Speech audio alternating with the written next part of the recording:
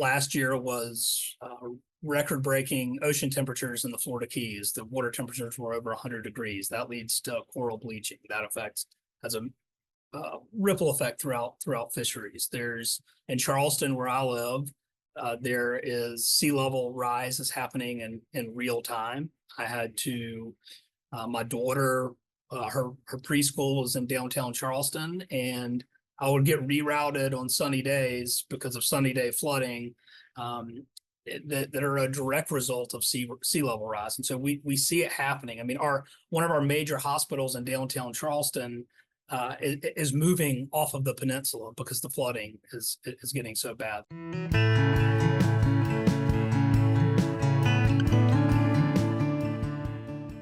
Hello and welcome back to the Outdoor Minimalist Podcast. I'm your host, Meg Carney, and I'm an outdoor and environmental writer and author of the book, Outdoor Minimalist, Waste Less Hiking, Camping, and Backpacking. The Outdoor Minimalist Podcast has the goal to give listeners actionable ways to waste less hiking, camping, backpacking, and more during every step of their process. Your impact outdoors starts long before you hit the trail and goes beyond leave no trace ethics. You'll learn how to identify sustainable outdoor brands, how to ask hard questions regarding sustainability, and begin to shift and evolve your mindset to integrate minimalism into all of your outdoor pursuits.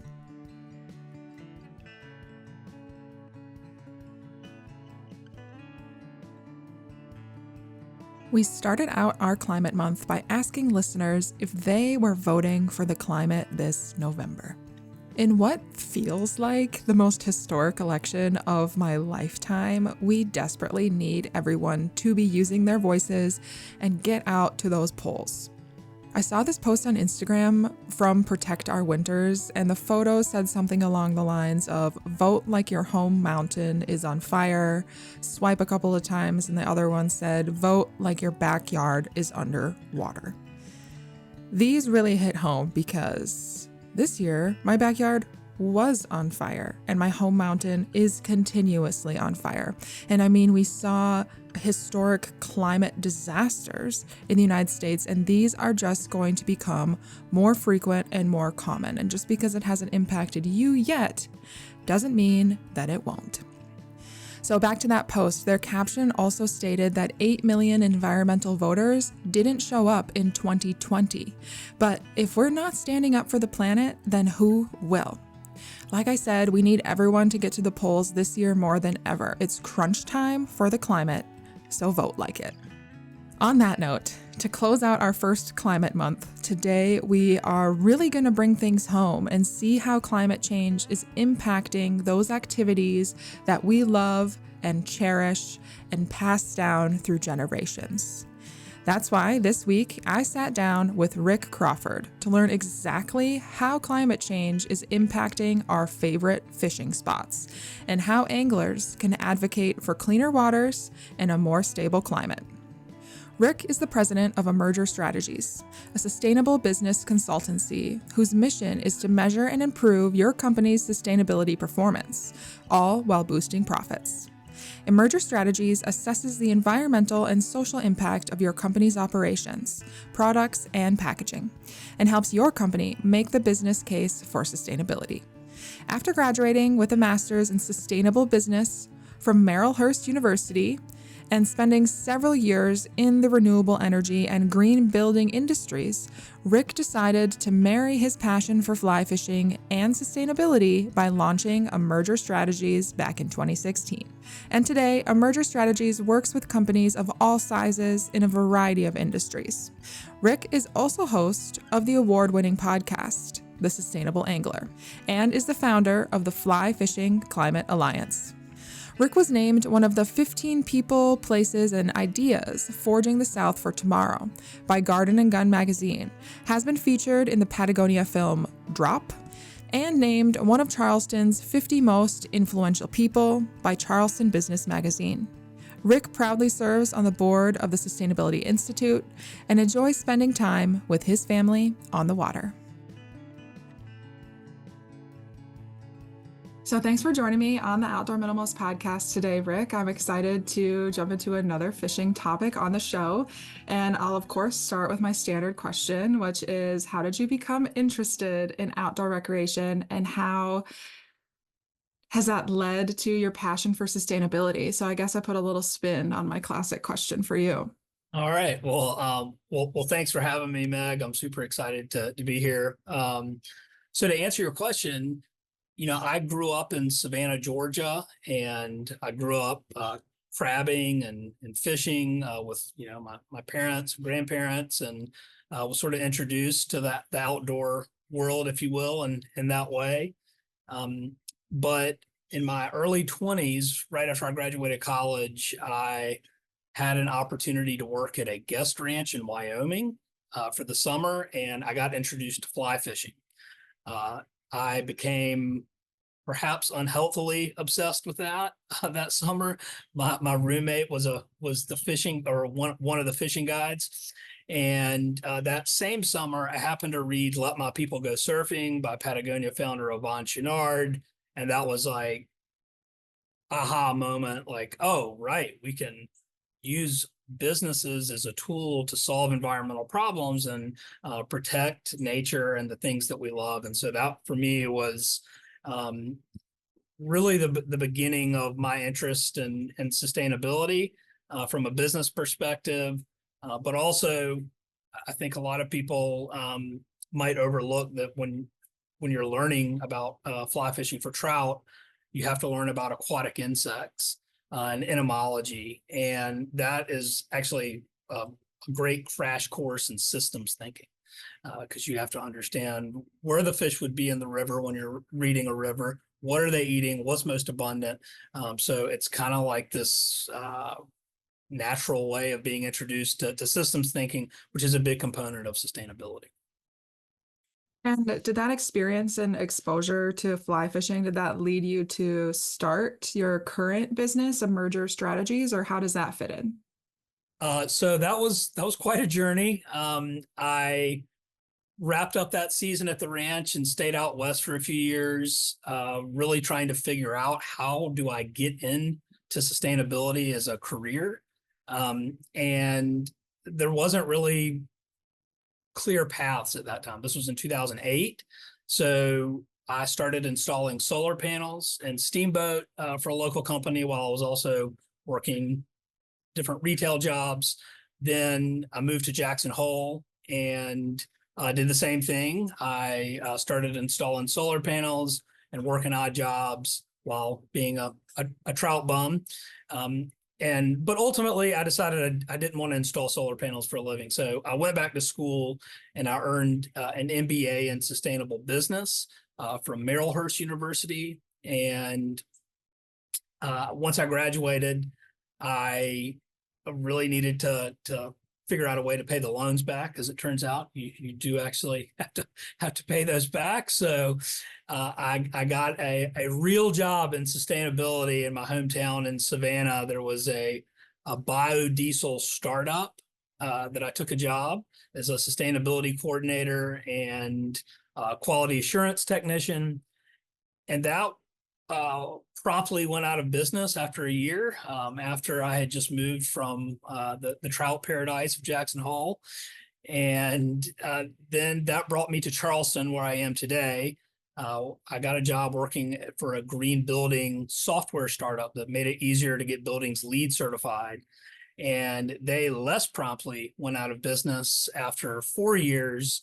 And at that point, had figured I have made a horrible career decision, or I'm the cooler, one of the two. But basically, I at that point had decided, if I could marry what I'm passionate about, which is fly fishing and sustainability, that would be my dream job. And so I did an assessment of the fly fishing industry just on my own, and what I saw was a lot of companies were giving back to conservation as they should, but no one, with the exception of Patagonia, probably was doing anything to actually clean up their own act. And so, from a business perspective, so that I saw that might be an opportunity, and I started digging in and cold calling and doing work for free and everything you do when you're trying to get a foot in the door in an industry. But yeah, long story short, I launched Emerger Strategies in 2016, and Back to the aquatic insect reference, the emerger is the life cycle stage of a mayfly when it is transitioning from basically a baby to an adult and sprouting its wings. So there is a fly fishing reference there for all the bug nerds out there. I love that. I didn't know that about the name. That's really cool. And that's why you're kind of the perfect person to discuss this. The last few weeks on the show, we've been talking a lot about climate change, but maybe a little bit more so like on a policy, like federal level, kind of leading up to the election in November. And so we're going to maybe make it a little more personal, like how climate change impacts our daily lives if we enjoy activities like fishing. And so I guess to start us off, let's start with how climate change might affect fisheries, specifically in the Southeast where you're located, and any changes that you've observed in your time there. Yeah, so in a number of ways, it's and you kind of see this everywhere, but particularly in the Southeast. I mean, last year was record-breaking ocean temperatures in the Florida Keys. The water temperatures were over 100 degrees. That leads to coral bleaching. That has a ripple effect throughout fisheries. There's in Charleston, where I live, there is sea level rise is happening in real time. I had to my daughter, her preschool was in downtown Charleston, and I would get rerouted on sunny days because of sunny day flooding. That are a direct result of sea level rise, and so we see it happening. I mean, one of our major hospitals in downtown Charleston is moving off of the peninsula because the flooding is getting so bad. So we're experiencing this firsthand. So you have rising ocean temperatures, you have sea level rise, and for us, there's also starting to see shifts in migratory patterns. You used not to be able to catch snook north of Florida, and now a couple of years ago, because we didn't have a good freeze in Charleston, someone caught a state record snook in Charleston Harbor, and so you're starting to see these changes in migratory patterns. When I go out to fish on a personal level, the tide chart that I look at, like the little app, is going to tell me it's a certain tide. But when I'm out fishing, I notice that it's higher than what the tide chart's calling for, because I fish some of these areas frequently. I have an intimate knowledge of them. I'm going, the tide chart's wrong. It's like, no, well, wind could have an effect too, but it's sea level rise. It's happening. So I'm not sure if that answered your question, but that is certainly what I have experienced personally, and just sort of what we see. Not to mention the increase in frequency of storms and hurricanes. Like, we don't just get the rain. I don't know, you can't see it behind me. This is Hurricane Helen, but the rain that we get here with the hurricanes is crazy. It's 20 plus inches, and that used to not happen. So you're just seeing you're seeing it happen and unfold in real time. So, and at least in my mind, it's hard to ignore. Absolutely. And I think when we're seeing all of these major shifts, especially if we're particularly integrated into the natural environment in our daily lives or our work, it can be kind of hard to know how we can actually help conserve those areas or reduce climate change effects. But industry, I think, has a little bit more power, right? And so working with the fly fishing industry, how have they been influential in conservation and climate change, but also how can they improve and maybe make more of an impact?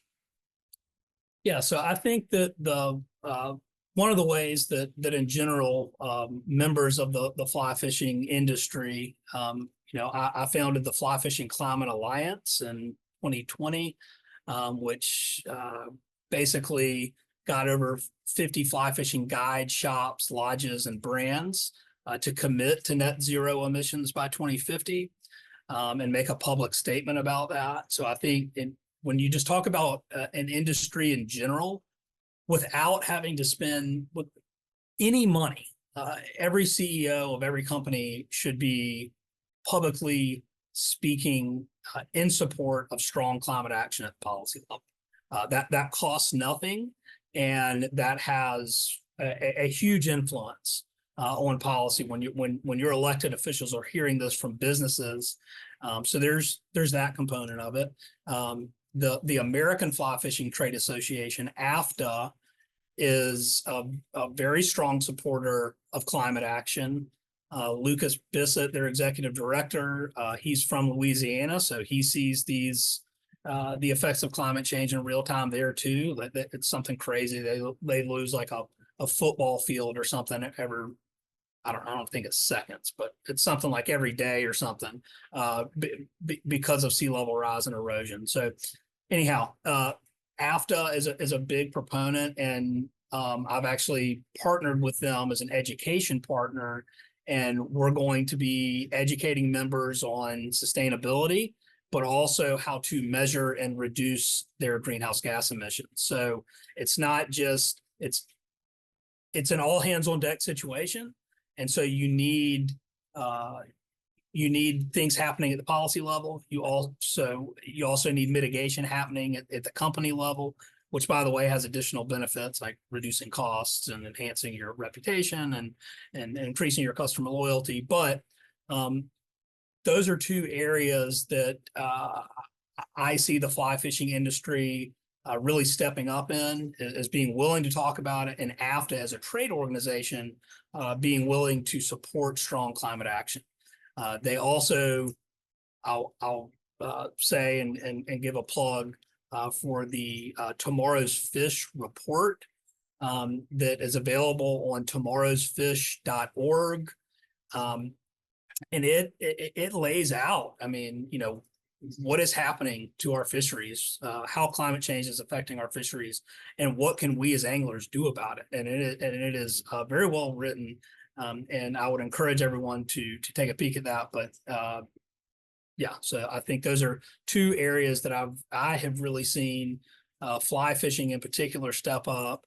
And I've also partnered with the American Sport Fishing Association, ASA, and I developed a sustainability toolkit for their members.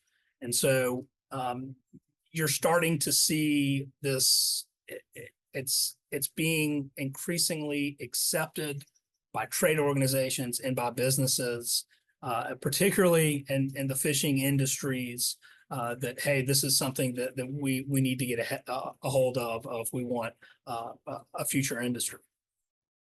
Well, it's good to hear that there is that movement and momentum going on. And if we take those two categories of like the business and then the policy level, I know you already mentioned Patagonia, but would you have other examples of how businesses in the fly fishing industry have like supported these practices or implemented like good climate awareness? Yeah, so Reptor Water, they're an apparel brand in the kind of the small to medium category, and they are an example of how even a small brand can make an impact. They have measured their sustainability performance. They have gone zero waste in their operations. They have achieved climate neutral certification. They're a member of the Fly Fishing Climate Alliance. And it's not just talking about these things, it's backing it up with those actions. So it's not just saying, hey, we're on this path to net zero emissions. Like, okay, well, what does that mean? Or what are y'all doing about it? And so I think what's really important for organizations to understand is that it's not just about sustainability and climate action. It's not just about setting targets. It's about telling your story to your customers, the good and the bad. Hey, we tried this. Guess what? It didn't work out so well. Hey, we did this. It worked out great.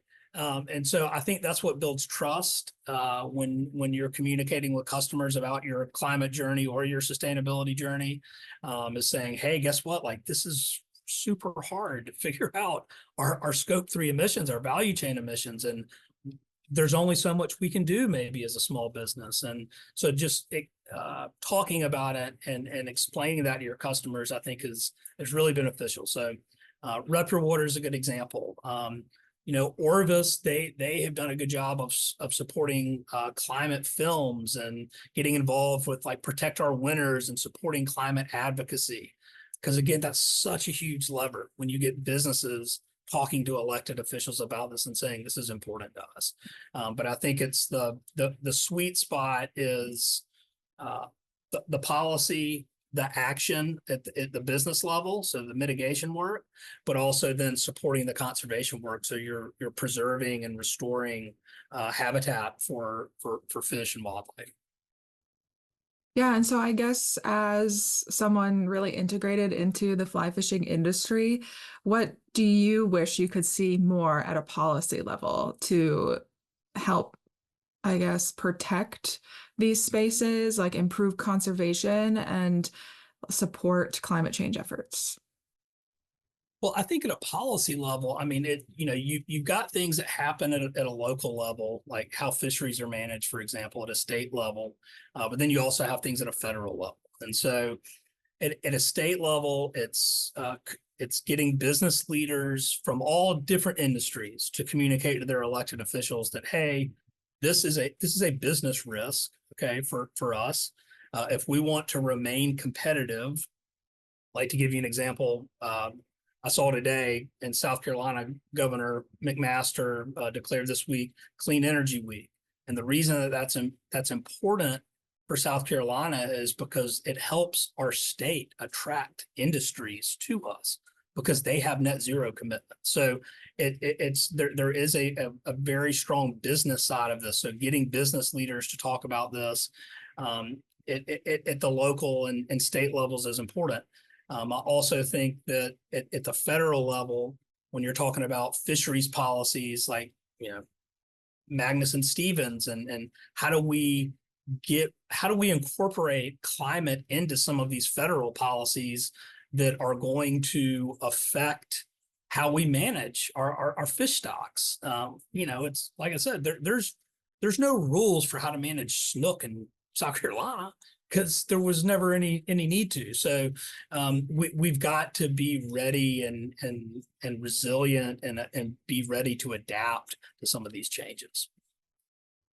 And so, how can we adapt as anglers? How can we advocate for these changes we want to see, not only in policy, but like business as well?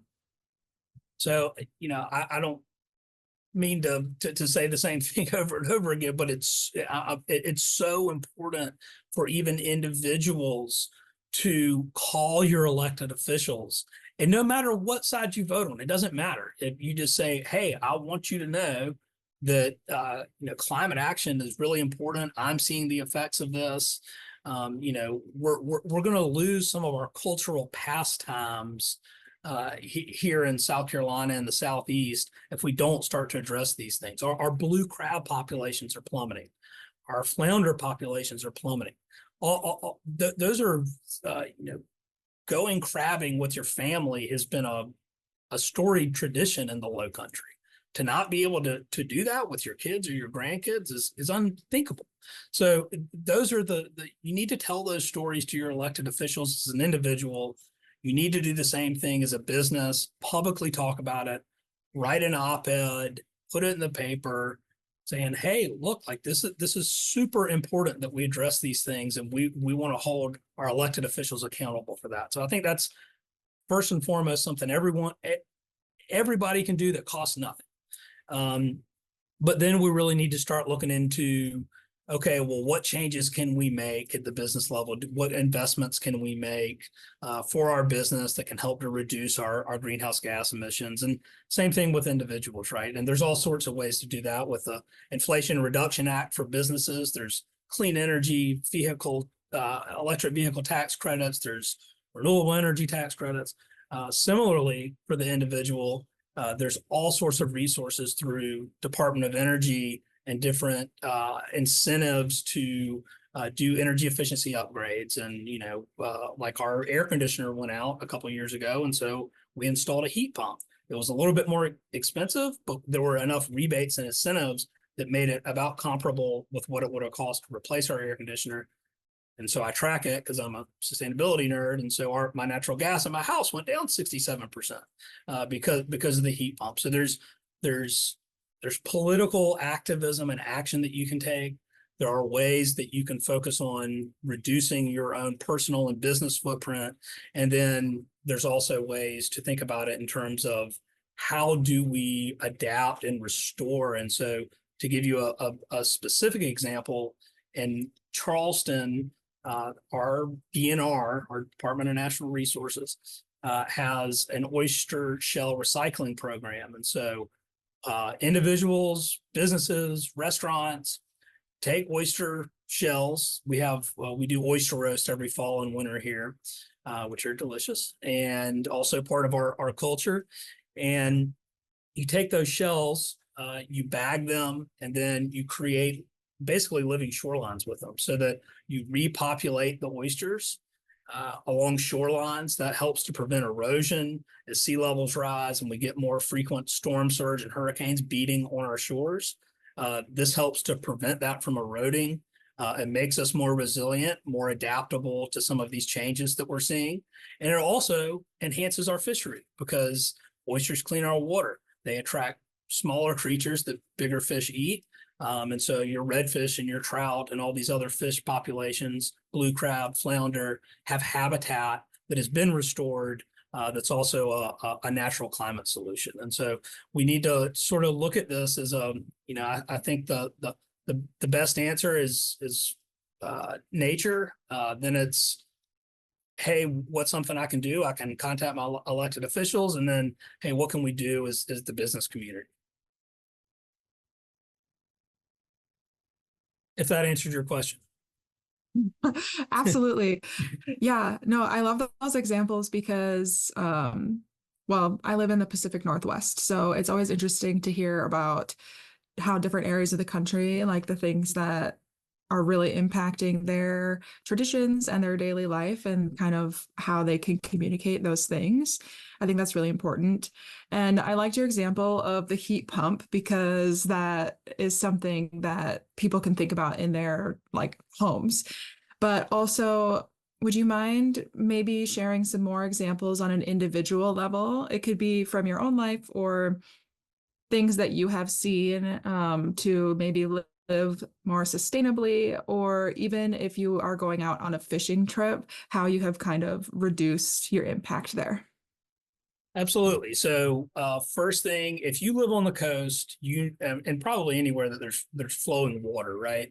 You know that plastic pollution is a huge problem because it's always floating in the water somewhere. You're seeing it everywhere. So one of the easiest switches you can make as an angler is to get a reusable water bottle, right?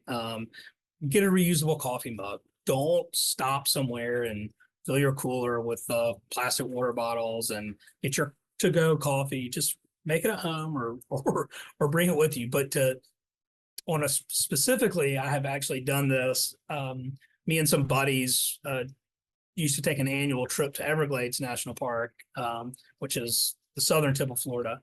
And for one of those trips, I decided to, or the last time we went on it, I decided to see if we could do plastic-free camping and fishing. And so we did bulk shopping when we were loading up all of our camping gear for snacks. We didn't buy bags of chips. We were buying trail mix and stuff, put them in reusable containers. We brought huge gallon, they're bigger than a gallon. I don't know how big they are. They're like these blue plastic tubs. They can hold about 3 days worth of water for 2 people. So we packed a couple of those so we didn't have any reusable water bottles with us. The only thing that we were unable to do, aside from fishing line, which is made from plastic, is ice. Can't go in the Everglades without ice. You just can't do it. So we did buy some bags of ice. That was the one shortfall, but it's just looking at ways of just saying like, hey, I'm gonna buy a watermelon, but I'm gonna buy it already cubed up and it's wrapped in a plastic container. Guess what? God already made the perfect packaging for it. It's already packaged. All you got to do is take it with you and cut it up when you're there. So just looking at just little simple things that you can do on a daily basis whether it's buying it, going to the bulk section in your grocery store, just saying I'm done with plastic water bottles, but then taking that with you on your boat or on your camping trip, taking that same sort of leave no trace principles with you wherever you go, saying, you know, I want to leave it better than I found it, and I think that's a pretty good mindset to have out when you're fishing. I love that your friends just kind of like joined in with you in that experiment to see if it was possible. Was it hard to Begrudgingly. convince? Oh, begrudgingly. They're like, dude, come on. We're loading up. We're driving 12 hours to the Everglades. Like, this is not like, we don't have time for all this. But I made them do it. And they were all like, yeah, well, you know, I mean, so we saved money, right? We didn't buy plastic water bottles. So we saved a little bit of money. We didn't have to pack out as much. Like, so in the Everglades, you go on these like there's a campground, but then there's also like these docks out in the back country, and they're called chickies. And they're just wooden platforms just in the middle of nowhere with a little roof. And you set up your tent on a wooden dock, and that's where you sleep. And you can't have fires. The mosquitoes can be relentless, all these things. But you know, you got to take your trash with you, you know, and you can only stay on a chickie for one night. So you're going chickie to chickie all over in the backcountry. And so it made it easier to haul our stuff because we didn't have a bunch of plastic packaging and containers and all this stuff that we were having to carry. It was just very, very minimal, and it made our trip that much easier. Yeah, there's a lot of like practical aspects to reducing your plastic consumption and reducing your waste. But as a side note, those chickies sound terrifying. I'm not sure I would be down with that. Just kind of like above the water. Aren't you ever like, I guess you're in a tent, so you're not gonna like roll off, but I mean, how stable are they? How well are they maintained? There's like a lot of things going through my head because of all of the scaries in the Everglades. So we don't have as much of a bear population. We obviously don't have grizzlies here, but there's alligators, and so that's the Everglades version of the grizzly bears. There's always alligators lurking around. So, but they're pretty well maintained, and the fishing is that good, so it's worth it. It's worth it. Yeah, I went to the Everglades for the first time a couple of years ago, and I saw a lot of alligators, and they're very cool, but very scary. Terrifying, Lisa. Yes. If you've enjoyed listening to this interview and any of our other interviews on the Outdoor Minimalist podcast, we'd love to hear from you. One super easy and free way to support our content is by leaving us a review on Apple Podcasts. We thank you for listening to and supporting our work so that together we can create a better outdoor space as we recreate. Okay, so back on track. I digress there with my personal fears, but I guess if we look maybe big picture, you know, like your life, the way that you see the world, what is your vision for the future of the fly fishing industry in relation to sustainability and climate change? Well, I think the future is really let's focus on solutions, and let's focus on the things that make our planet healthier, and the things that make people healthier, and how can we find more win-wins for everyone, for people and the planet. And I think that, you know, instead of being anti-oil, you're probably better off being pro-renewable. And so it's just let's focus on some of these solutions. And so the way that the vision that I would see is abundant and healthy fisheries.